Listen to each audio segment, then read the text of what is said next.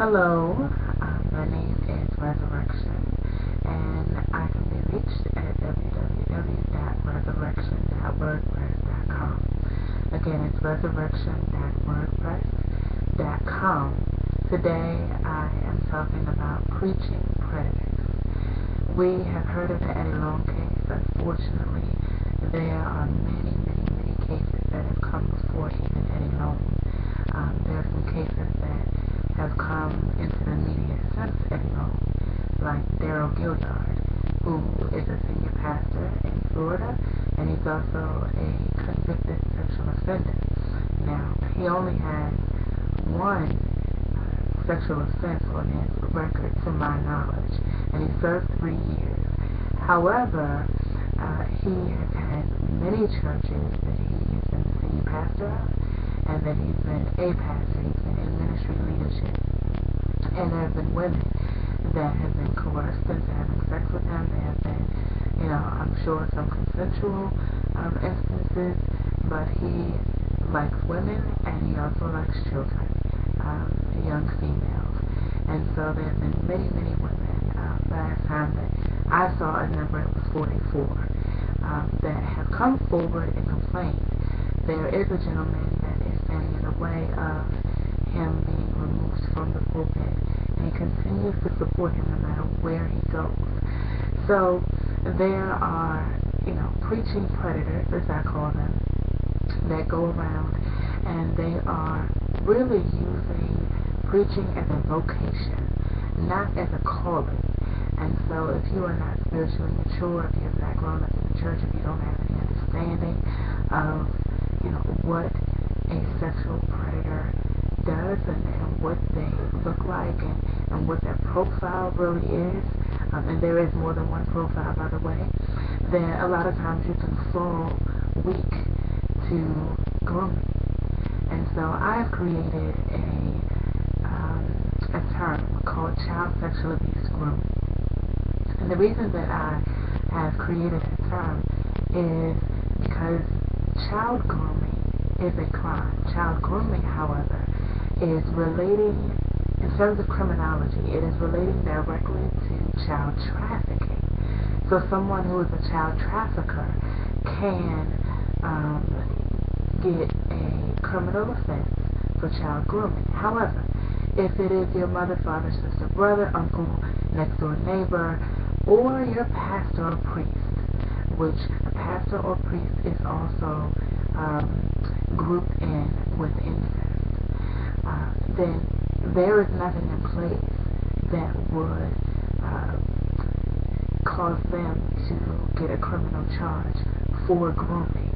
And so child sexual abuse grooming really is a term that I have created so that we can make sure that not only are these perpetrators being consequenced for the actions that they take physically, right, but they are also being consequenced for the process that they take their victims through before they ever touch someone. And so I have a lot of information on my website about this, and there are many blogs.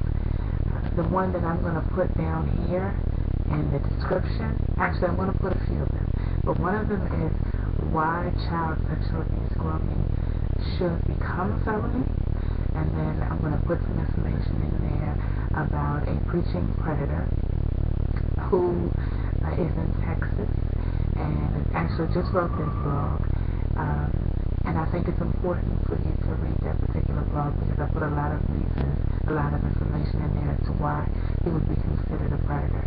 The manipulation still continues. He was actually on America's Most Wanted. His name was Chuck Adair, and he served his time, and he came home, and now he is one of, I think, 6 pastors down in Texas. But he still has a leadership position.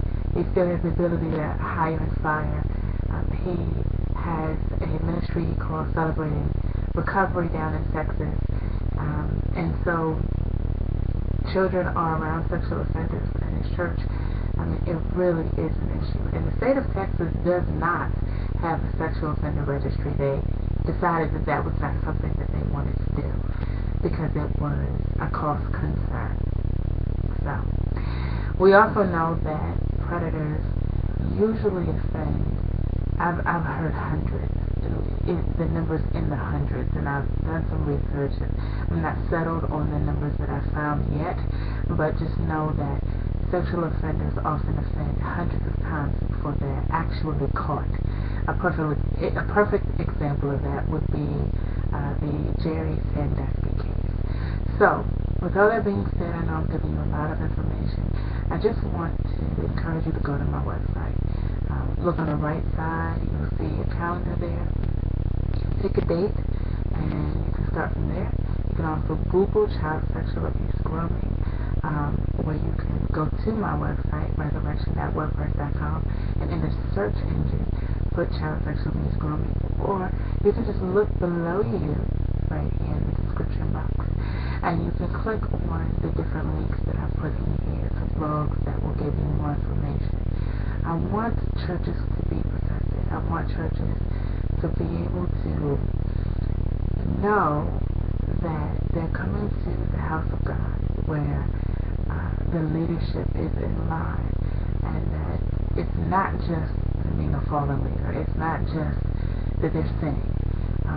Sexual predators are often people who have chosen their lifestyle. It's not just about sin. Yes, a sexual sin, we know that, we get that, but there's a difference in someone who desires to live the life they're living and someone who has made a mistake. Sexual predators are not making mistakes. They are living by what they're doing, and they actually believe that people like you and I are the ones confused, and that we don't understand. Okay? And many of them believe that over the next 100 years that they will be allowed to have relationships with children, boys and girls, and that it will be legal and it will be accepted. And they compare their situation to homosexuality. Okay?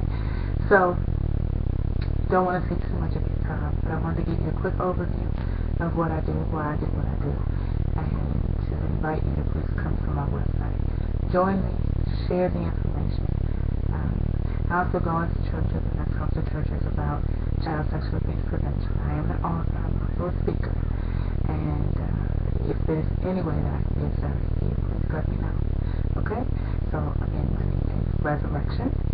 The website is www.resurrection.wordpress.com. If you have any questions, leave it in the comments, or you can email me at resurrection.wordpress@yahoo.com.